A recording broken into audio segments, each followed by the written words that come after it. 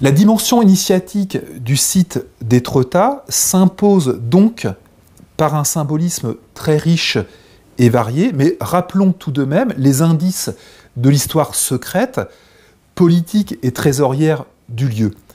Le véritable secret des rois de France, d'Arnaud de l'Étoile, fait référence en la matière.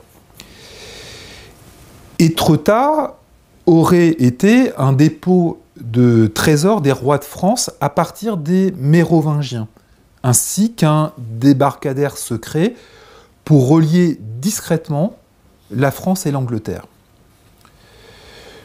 Plusieurs étymologies pour Étretat, dont construction élevée et escarpée, sur la base du latin, constituent des indices d'un tel dépôt dans la falaise, plus ou moins aménagé à cet effet. L'abréviation ici Étretat, paraphée sur une carte de 1534, peut-être de la main même de François Ier, constituerait un autre indice écrit. Il faudrait lire « Ici est le trésor d'État ». Le fort du fameux chevalier de Fréfossé, dont nous avons interprété la légende, un fort édifié dans sa première version sous François Ier, a été détruit en 1911, juste après la publication de l'Aiguille creuse de Maurice Leblanc.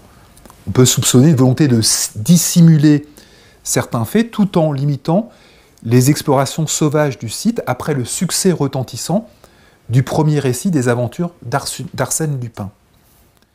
Peu de chances pourtant de trouver encore un trésor d'espèces sonnantes et trébuchantes. En effet, selon Arnaud de l'Étoile, les étonnants parcs à huîtres n'ont pas forcément été créés pour satisfaire les appétits culinaires de Marie-Antoinette. Les bacs permettaient officiellement de dessaler, grâce à l'eau douce de la rivière souterraine de Tretat, une quantité considérable d'huîtres élevées tout d'abord à Cancale. Ces parcs à huîtres auraient en réalité servi à préparer le transfert sur les Tuileries ou Versailles de ce qui restait du trésor des rois de France. Cette opération aurait épuisé définitivement la ressource. L'auteur signale aussi un témoignage assez rocambolesque de louis d'or trouvé en 1944 à l'embouchure visible à marée basse de la rivière souterraine. Quelques pièces d'or non poinçonnées à 22 carats. Les romanciers qui ont donné une dimension de fantasme ambiguë au site d'Étretat ont laissé aussi quelques indices d'une dimension moins matérielle du site.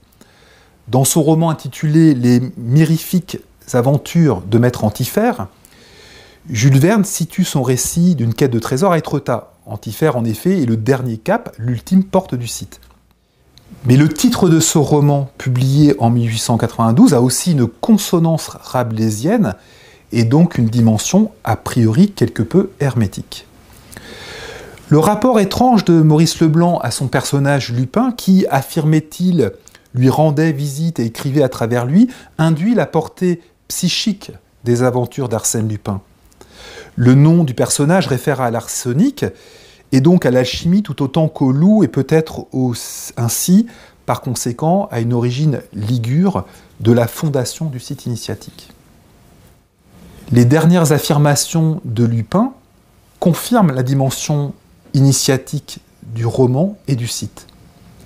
Les trois portes d'Étretat auraient été, selon Lupin le Blanc, autant d'arcs de triomphe pour le maître, on peut comprendre pour le soi transcendantal en germe en chacun, depuis Jules César jusqu'à moi, dit Lupin. Et l'aiguille creuse, in fine, devrait être pensée comme un axe du monde, une sorte de corne de licorne, une psyché centrée, une grande dame, contenant et livrant ses trésors spirituels à celui qui a creusé. L'Adam creuse. L'Adam, l'être premier, a creusé le trou à l'homme pour sortir de la caverne. L'homme, avec un H en majuscule, correspond à l'homme devenu de Plotin. Ce travail a permis la réalisation de l'homme total. Cette corne d'abondance contiendrait tout l'or d'Isis, toute la beauté et l'harmonie du monde perceptible depuis le corps de l'Adam Cadmon, centré sur le soi, le Ka d'Amon.